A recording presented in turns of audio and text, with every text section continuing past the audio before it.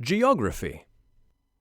There exist three main land masses in Hydaelyn, the largest being that which contains the three great continents, Aldenard, Ilsabad, and Authard. The following section touches upon the locations, geography, and climate of those areas. The three great continents. Situated in Hydaelyn's northern hemisphere and stretching from the polar region almost to the equator, the three great continents consist of Aldenard in the west, Ilsabad in the north and center, and Authard in the east. So great is the distance that even the fastest of trader vessels carried by favorable winds require at least a fortnight to make the journey from Old Sharlayan to Vilbrand, and another 2 moons to travel from there to Doma. Regional folklore has that Aldenard, Authard, and Ilsabad were once brothers whose hearts were so filled with love for one another that they remained inseparable for countless eons. One day, however, did the brothers Authard and Ilsabad grow jealous of Aldenard, for, despite being the youngest, he was blessed with the richest of lands. In a violent fit of anger, the brothers pulled themselves away from their younger sibling to where they stand today, Aldenard's outstretched hand clinging to Ilsabad's coattail in one last final effort to bring him back. Aldenard. Westernmost of the three great continents, Aldenard is most commonly grouped with Vilbrand, the Sieldales, and countless other small islands to form the realm known as Eorzea. Compared to other regions in Hydaelyn, Eorzea is believed to harbor a far greater concentration of ambient ether, making it well suited to maintain a thriving ecological system. Drawn to the fertile land and abundant fauna, mankind has long held a presence in Eorzea, and it is from here that many of history's greatest civilizations have risen. However, this abundance has also led to strife, and the wars to control the realm have seen many of those self-same civilizations fall. Eorzea is currently governed by 4 independent city-states. Gridania, ruling the interior forests of the Black Shroud, the Sultanate of Ul'dah, ruling the southern deserts of Thanalan, the Holy See of Ishgard, ruling the northern highlands of Kurthus, and Limsa ruling Lenosha on the southwestern island of Vilbrand, as well as its neighboring seas.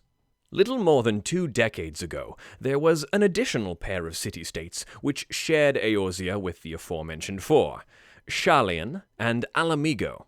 The former, however, was abandoned by its inhabitants out of fear when the Garlean Empire invaded Aldenard from the north and occupied Alamigo.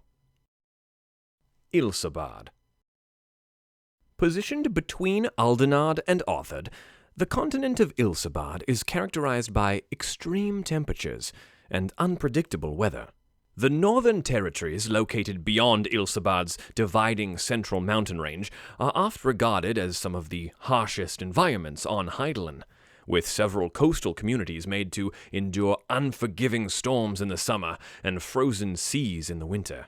This has ultimately impeded the advancement of civilization, forcing people to instead exhaust their resources to simply survive. However, 50 years ago, civilization on Ilsabad took a significant leap when, through science and ingenuity, the small northern nation of Garlemald started an uprising which would eventually change the entire face of the 3 great continents, the Magitek Revolution. After quickly toppling several nearby nations, the Garleans, now an empire, set their sights on warmer climes and led their armies across the mountains and into southern Ilsabad, an area known to Eorzeans as the Near East, and proceeded to conquer all in their path, until nearly the entirety of the continent was annexed and absorbed. Authard.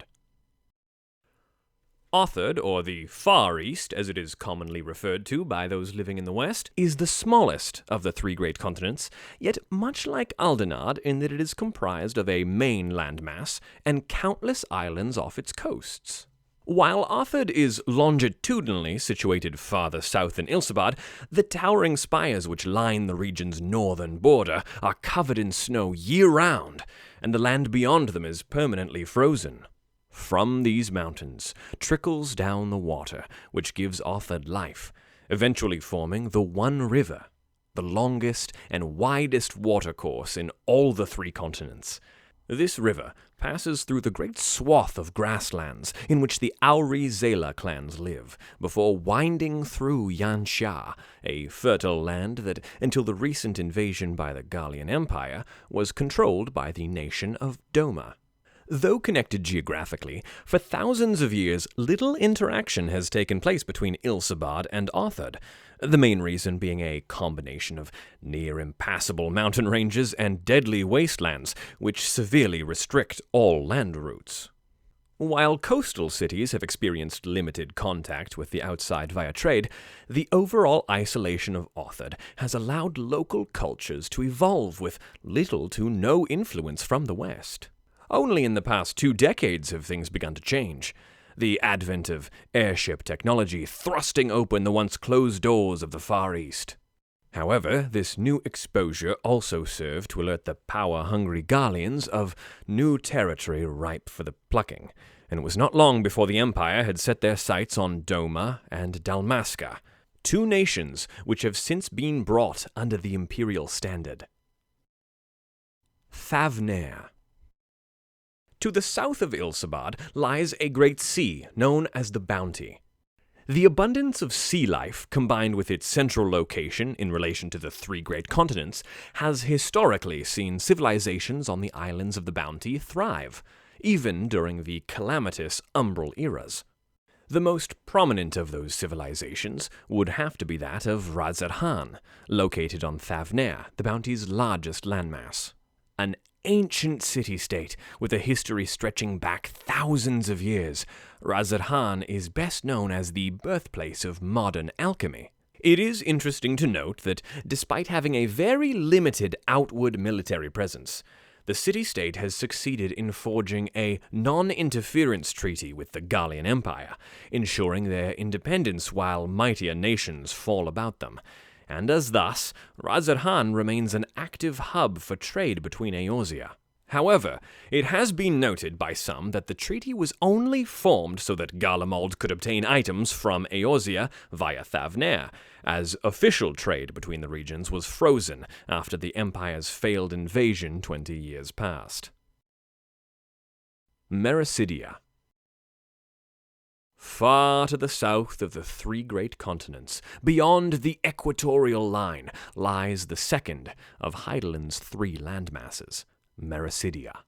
5 millennia ago, at the close of the 3rd Astral Era, the Allegan Empire, unsatisfied with controlling merely Aldenard, Ilsabad, and Authard, set their sights to the south, and began an invasion that would end with nearly the entire continent being rendered a wasteland. While some areas remain uninhabitable even today, those which have been repopulated remain recluse and very rarely welcome contact with the civilizations of the Northern Hemisphere, ofttimes attacking any who approach, whether it be by sea or by air. Because of this, very little of the region is known, including even the most basic of geographical information. The Northern Empty.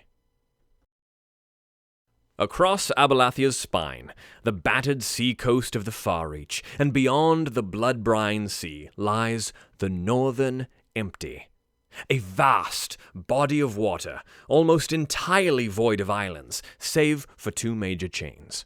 The first and northernmost is a remote archipelago known as Eorzea, or First Land, home of the sea-wolf tribe of Rugadin. It is from these islands that the first inhabitants of Limsa are said to have hailed, arriving on Vilbrand after a failed raiding attempt in the southern Rotano Sea. On the second group of islands further to the west can be found Old Shalian, the very nation from which settlers came in the early 6th Astral Era to form a satellite city-state in the Dravanian hinterlands. The Southern Seas. The seas far to the south of Eorzea also teem with countless tiny islets. Excepting the occasional squall, proximity to Hydaelyn's equator blesses these islands with a warm, pleasant climate. It is from these islands that the Lalafell originated, using catamaran-like ships unique to their civilization to travel across the boundless waters and to the great continents. Interaction between Eorzea and the Southern Isles is remarkably abundant, with most trade going through Limsa and its busy ports. It is also well documented that Arcanima, the school from which arcanists draw their craft, originated in these isles and was brought to Vilbrand by Lalafellan immigrants to the realm. The New World. The final of Hydaelyn's 3 major landmasses lies far to the west of Eorzea, beyond the boundless ocean known as the Indigo Deep. Despite the dearth of ancient epics and historical tomes to support the land's existence, as recently as 80 years ago it was debated whether or not the place was not more than mere literary exaggeration. That is, until a sea-wolf adventurer, hailing from Limsa, named Ketenrum the Blue, rediscovered the region upon sailing west for nigh 2 moons straight. Notwithstanding the sailors' repeated attempts to name the region Ketenland, the New World remains the term most commonly used today. Not only did Ketenrum and his crew discover the landmass, but they also spent several moons exploring inland, eventually encountering the denizens of the sprawling nation of Mamul Jah. Ketenrum was even granted audience with the nation's supreme leader, to whom he presented various gifts from his Eorzean home. These rare gifts impressed the leader so much that he presented him with a massive idol forged from pure silver, as well as allowance to roam free about his nation during their stay. Ketenrum used this opportunity not only to map the land, but to gather myriad root vegetables and seeds to carry back to Limsa. Many staples in modern-day Eorzean diet, such as ogre pumpkins, ruby tomatoes, popatos, and alligator pears, are all transplants from the New World. While distance prevents much modern-day interaction between the New World and Eorzea, recent years have seen an influx of Mamul Jah mercenaries making the trip from their homeland to make profit from the unrest in the east. Next chapter, Hydaelyn and Zodiac.